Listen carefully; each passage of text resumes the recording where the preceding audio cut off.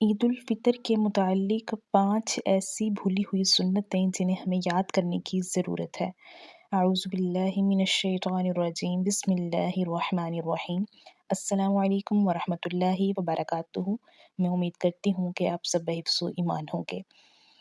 आज की इस छोटी सी वीडियो में हम बात करने लगे हैं ईद उल फ़ितर की हकीकत के बारे में, इसकी फ़ज़ीलत के बारे में, और ये देखेंगे कि क्या कुरान पाक से भी इसका हवाला मिलता है, और वो कौन से काम हैं कि जो हमें इस दिन करने चाहिए, और वो कौन सी तकबीरात हैं, उनकी अदायगी किस तरह से की जाएगी, और वो किस वक्त पढ़ी जाती हैं। इंशाअल्लाह डिटेल के साथ इसके बारे में बात करेंगे, आखिर तक जुड़े रहिएगा।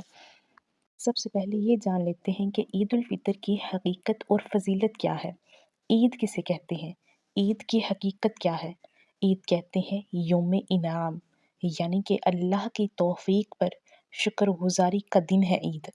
रूहानी फ़तह, जैसे कि नफ्स पर काबू पाने और तक़वा हासिल करने की खुशी का नाम है ईद। इंसानी हमदर्दी, जैसे कि फ़ितराना के ज़रिए से गरीबों के साथ मिलकर खुशी मनाने का नाम है ईद। अब देखते हैं कि ईद की फ़ज़ीलत क्या है। तो ईद की फ़ज़ीलत ये है कि ये दिन मग़फ़रत का दिन होता है। इस दिन फ़रिश्तों की बशारत और बख़्शिश हासिल होती है, और ये रात भी इनाम की रात होती है, जिसे लैलतुल जाइज़ा कहते हैं, यानी कि बंदों की बख़्शिश की रात होती है। और इत्तेहाद उम्मत, ईदगाह में इज्तिमा, और फिर रहमत का नज़ूल होता है। सुबहान अल्लाह, कि ये सारी फ़ज़ीलतें ईद के दिन की हैं, और ईद की रात की भी फ़ज़ीलत बयान की जाती है। अब देखते हैं कुरान पाक में इसका ज़िक्र हमें कहाँ मिलता है। तो कुरान पाक में सूरतुल बक़रा में सूरत नंबर 2 है और आयत नंबर 185। अल्लाह रब्बुल इज़्ज़त ने इरशाद फरमाया, वलितुकमिलुल इद्दत वलितुकब्बिरुल्लाह अला मा हदाकुम वलअल्लकुम तशकुरून। तर्जुमा, फरमाया कि तुम गिनती पूरी कर लो और अल्लाह ताला की दी हुई हदायत पर उसकी बड़ाइयाँ बयान करो और उसका शुक्र अदा करो। कुरान पाक में हमें ये हवाला मिलता है, और उलमा फरमाते हैं कि यहाँ पर ज़िक्र होता है ईद उल फ़ितर का, यानी कि पहले रमज़ानुल मुबारक के रोज़े रखने की तलकीन की गई, और रखने और ना रखने के मुतालिक अहकाम जारी किए गए। फिर उसके बाद ईद उल फ़ितर के मुतालिक फरमाया कि जो तुम पीछे दिन गुजार चुके हो और जो तुमने रोज़े रखे हैं, उनकी गिनती तुम पूरी करो। और फिर ईद के दिन की तरफ निस्बत करते हुए फरमाया कि तुम उस दिन अल्लाह की बड़ाइयाँ और उसका शुक्र अदा करते हुए कि उसने तुम्हें ये रोज़े रखने की तौफीक दी और तुम्हें हदायत अता फरमाई, इस पर शुक्र बजा लाओ। तो इस दिन हमें अल्लाह रब्बुल इज़्ज़त की शुक्राने के तौर पर हमें वो सारे अमल करने चाहिए जिसके ज़रिए से अल्लाह ताला का शुक्र अदा किया जा सके। इससे साबित होता है कि ईद उल फ़ितर अल्लाह ताला की तरफ से मुसलमानों के लिए रमज़ानुल मुबारक के रोज़ों और इबादतों का एक अज़ीम इनाम और तोहफ़ा है, जिसे पूरी उम्मत मुस्लिमा शुक्र और खुशी के साथ गुजारती है।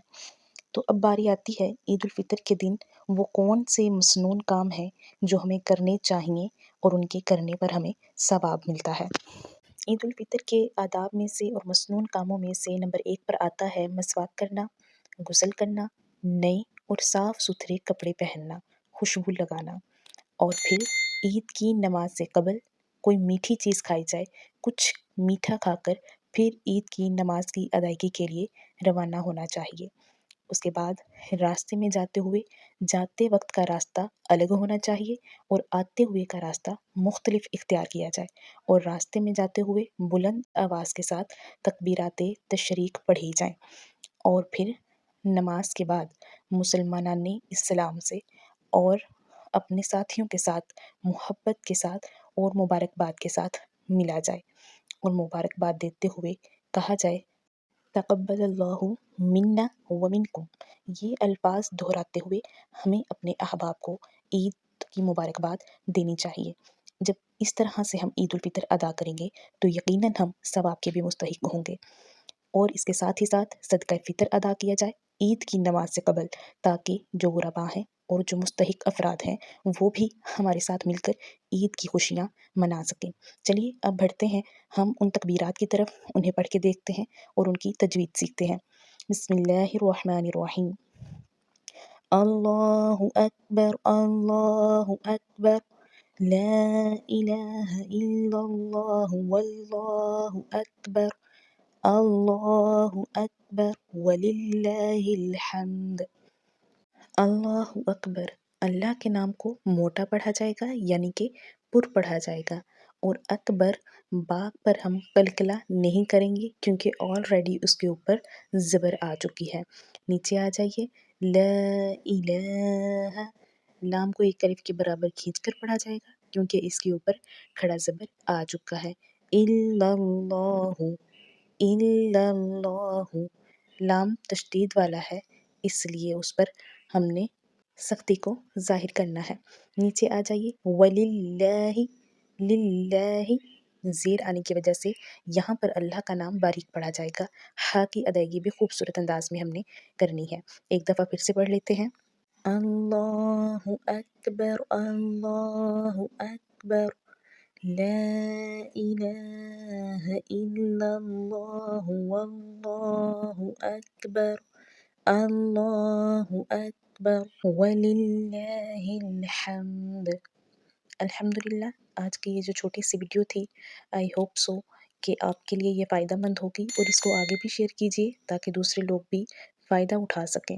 مزید انفارمیٹیو ویڈیوز کو دیکھنے کے لیے اور قرآن پاک کے ریگولر آنے والے لیسنز کو دیکھنے کے لیے میرے چینل کو سبسکرائب کر لیجیے اور بیل آئیکن دبا دیجیے تاکہ ہر نیا آنے والا لیسن آپ تک پہنچ جائے۔